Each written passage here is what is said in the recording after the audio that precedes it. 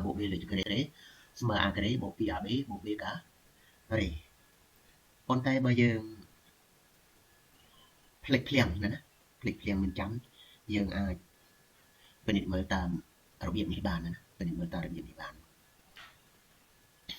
ដូច្នេះ a បូក b លើក្រេនេះស្មើយកមើលនេះលេខ2ណាក្រេដូច្នេះក្រេនេះលើកយកមកដាក់កន្លែងអក្សរ a ទៅជា a ក្រេទៅជា a ក្រេសញ្ញាបូកណាបូករួចអាលេខ2ដដែលតម្លាក់មកបន្ទាប់ពីសញ្ញាបូកតម្លាក់លេខ2មកលេខ2រួចយើងប្រើអក្សរ a b ណាប្រើអក្សរទាំងពីរនេះគឺ a b a មុនដំបូងស្វ័យគុណ2ណាដល់បន្តមកទៀត a នេះទៅជា a ស្វ័យគុណ1វិញ a ស្វ័យគុណ1 b នេះក៏ស្វ័យគុណ1ដែរណា b ក៏ស្វ័យគុណ1ដែរ b វាឡើងស្វ័យគុណ1តាមពីដល់កន្លែង a ក្រេនេះវាមានb ស្វ័យគុណ0ណាមាន b ស្វ័យគុណ0ប៉ុន្តែ b ស្វ័យគុណ0ស្មើ1ទៅយើងមិនទៅសេយើងទៅសេមកនេះតែម្ដង b ស្វ័យគុណ0គឺស្មើ1គុណ a ក្រេនៅតែ a ក្រេដដែលដូច្នេះ a ក្រេនេះឯងណា a ស្វ័យគុណ2ដល់មួយនេះវាថយស្វ័យគុណ1ទៅជានៅសល់ a ស្វ័យគុណ1 b មិនដំបូងស្វ័យគុណ0ដល់មួយនេះឡើង b ស្វ័យគុណ1ណារួច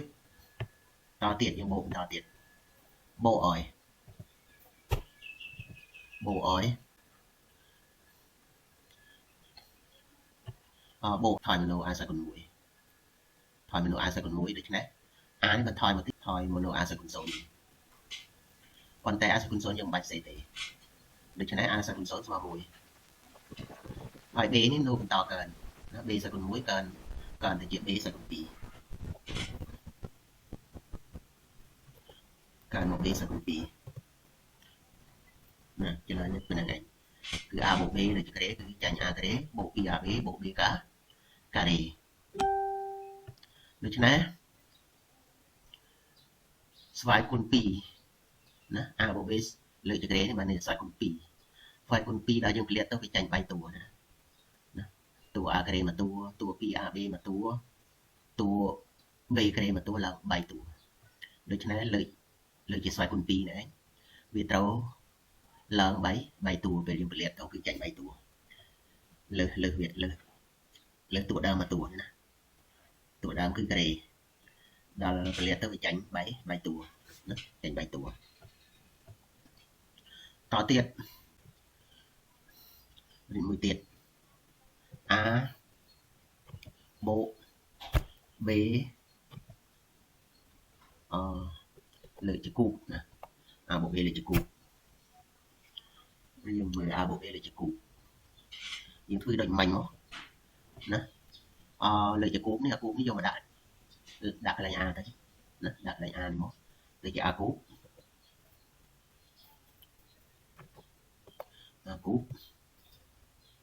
បូក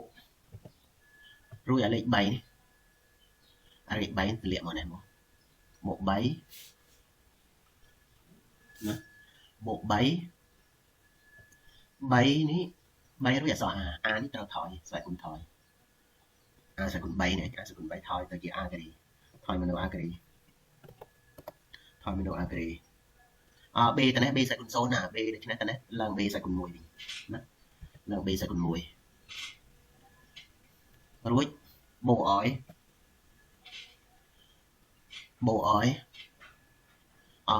លេខមិញលេខ3ដើម្បីបានលេខតនេះយើងយកអាលេខ3នេះគុណស្វ័យគុណ a ស្វ័យគុណ2នេះណារួចចែកនឹងចំនួនតួណាចំនួនតួ2តួណាតួ a គូបមួយតួ 3a ក្រេ b មួយតួ2តួណាដូច្នេះដើម្បីបានលេខតនេះយើងយក3នេះគុណ2 3 2ដង6ចែកនឹងចំនួនតួណាតួនេះមួយតួនេះមួយតួ2តួ3 2ដង6ចែក2បាន3ណា6ចែក2បាន3 a មិញចុះណា a មិញចុះដូច្នេះបន្តចុះទៀត a បន្តចុះស្វ័យគុណទៀតចុះមโน a ស្វ័យគុណ1 b កើនណា b កើនស្វ័យគុណ2 b កើនស្វ័យគុណ2រួច បូកតទៀតបូករលេខវាគុណនេះមកដាក់ដើម្បីរកបានយើងយក3គុណនឹង3គុណ1ណា3គុណ1 3ម្ដង3 3ម្ដង3ចែកចំនួនតួទាំងអស់មានបាន1 2 3មាន3តួ3ចែក3បាន1ណា3ចែក3 1យើងសេលេខ1មកឬក៏យើងមិនបាច់សេបានលេខ1ណាលេខ1យើងមិនបាច់សេក៏បានដែរណាយើងមិនបាច់សេទេលេខអានេះថយមនុស្សឲ្យគុណ1ដូច្នេះបន្តថយមកទៀតគឺថយមនុស្ស a សាគុណ0សាគុណ0មិនបាច់សេទេចំណែក b នេះ b កើនទៀតកើនបន្តទៀត b សាគុណ2កើនទៅជា b សាគុណ3ណាគឺចម្លើយប៉ុណ្្នឹងឯងគឺចម្លើយវាចាញ់ a គូបូក 3a ក្រេ b បូក 3ab ក្រេបូក b គូ a ដក b លើកជាគូស្មើណាស្មើមក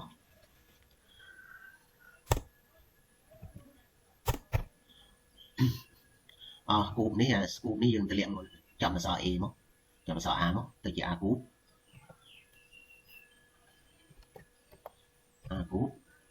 មើល a គូបសញ្ញាបូកនេះណា a គូបសញ្ញាបូកបន្ទាប់ពីសញ្ញាបូកនោះយើងដាក់សញ្ញាដកយើងដាក់សញ្ញាឆ្លាស់គ្នាបូកដកណាដាក់សញ្ញាឆ្លាស់គ្នាបន្ទាប់មកយើងលេខ3តម្លាក់បន្តតម្លាក់លេខ3បន្ត3a សាគុណ3ថយមកនៅ a សាគុណ2ថយមក a សាគុណ2 b មុនដំបូងនេះសាគុណ0ដែលយើងបានផ្សេង b សាគុណ0ដូច្នេះវាឡើងទៅជា b សាគុណ1ឡើង b សាគុណ1រួចបន្តទៀត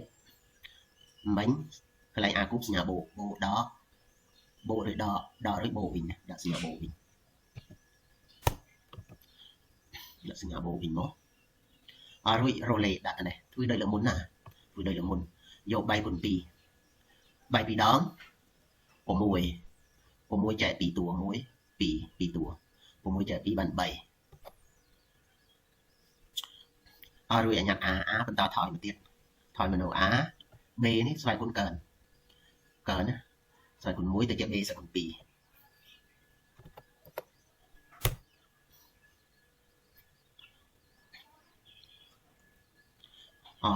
សញ្ញាបូករួចសញ្ញាដកវិញណាបូករួចដករួចយកលេខរលេខមកដាក់មកយក3នេះគុណនឹងស្វ័យគុណ a 3ម្ដង3ចែកនឹង3តួ1 2 3ចែក3បាន1យើងមិនបាច់សេទេលេខ1នេះស្វ័យគុណ1ថយមកនៅ a ស្វ័យគុណ0 a ស្វ័យគុណ0ក៏យើងមិនបាច់សេដែរហើយ b ក្រេនេះវាឡើងស្វ័យគុណទៅជា b គូបណាដក b គូបវិញ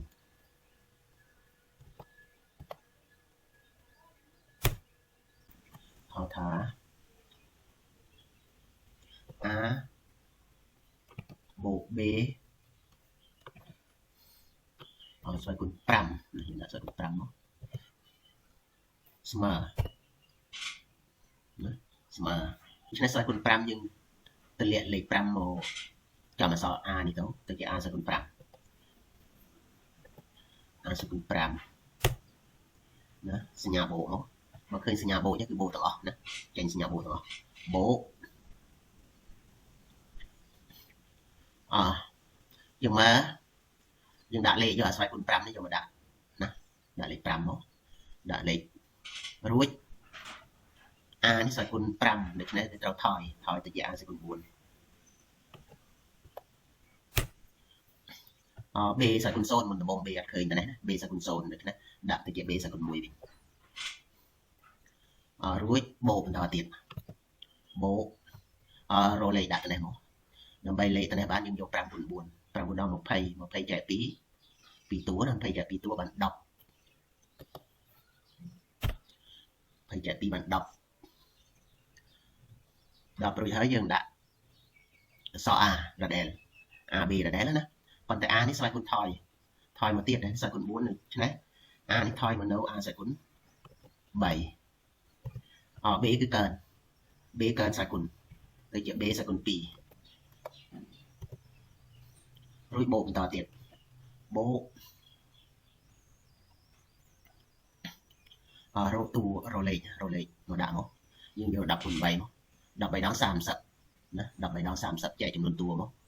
1 2 3 3តួ30ចែក3បាន10 30ចែក3បាន10 AB នៅតែដាក់ដដែលដាក់ AB ដដែល A ប៉ុន្តែស្វ័យគុណថយបន្តថយទៀតថយមកនៅ A ស្វ័យគុណ2 B កើនណា B កើនដដែល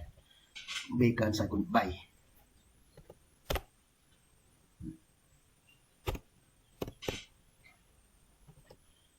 កើនស្វ័យគុណ3បូកឲ្យ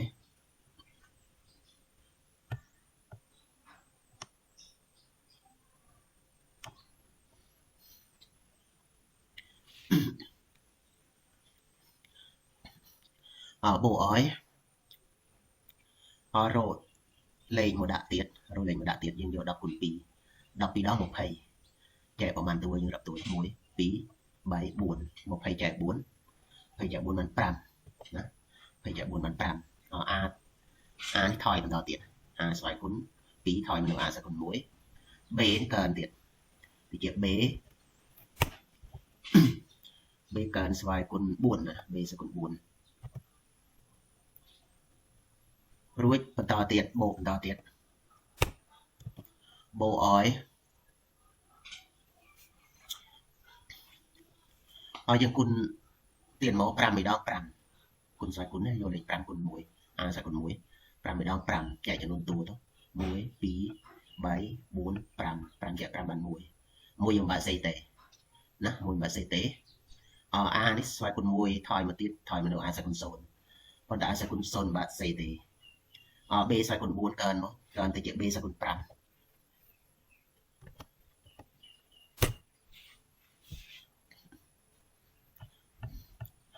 ំងអស់មាន6តួណាវាត្រូវលើតួដើមមួយតួណា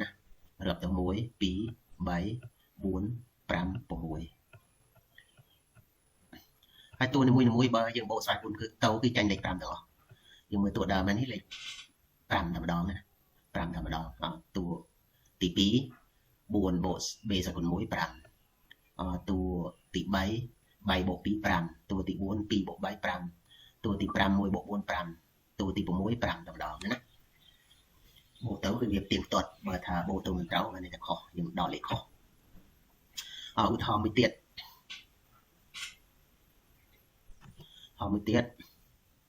A ដក B មកថាស្វ័យគុណ4ចុះណាគុណ4ស្មើយកលេខ4មកដាក់លើ A នេះមកទៅជា A ស្វ័យគុណ4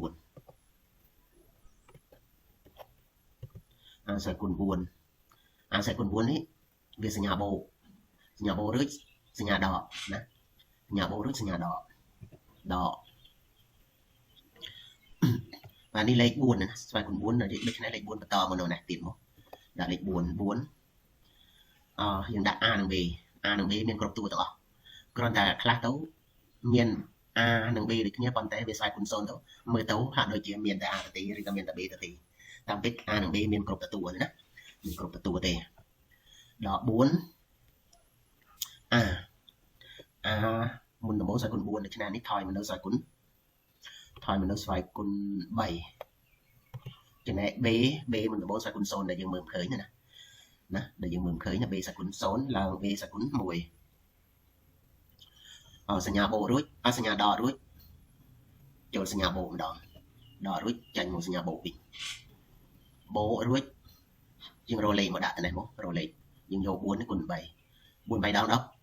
12 ចែកនឹង2តួមក1 2 12ចែក2បាន6 A ដដែល A ថយមកទៀតណាស្វ័យគុណវាថយមកទៀតថយមកនៅ A ស្វ័យគុណ2 B កើនណា B ស្វ័យគុណកើន B កើនមកស្វ័យគុណ2ណា B កើនស្វ័យគុណ2សញ្ញាបូករួចសញ្ញាដកសញ្ញាបូកឬសញ្ញាដកឬយើងរកលេខមកដាក់យើងយក6គុណនឹង2ទៅ6 2ដង 12 12ចែកចំនួនតួមក1 2 3 12 ចែក 3 បាន 4 12 ចែក 3 បាន 4 ដាក់លេខ 4 មករួចដាក់ a មក a ថយមកទៀតណាថយមកនៅ a សាគុណ 1 ហើយ b កើនស្វ័យគុណ 3 b កើនស្វ័យគុណ 3 សញ្ញាដករួចមកសញ្ញាបូកវិញរួចយើងរកលេខមកដាក់យើងយក 4 គុណ 1 4 ម្ដង 4 ចែកចំនួនតួទៅ 1 2 3 4 4 ចែក 4 បាន 1 1យើងមិនបាច់សេទេ a នេះថយមកទៀតទៅជា a សាគុណ 0 a សាគុណ 0 ហើយយើងមិនបាច់សេដែរ b គូបនេះកើនទៅជា b ស្វ័យគុណ 4 ណាទៅជា b ស្វ័យគុណ 4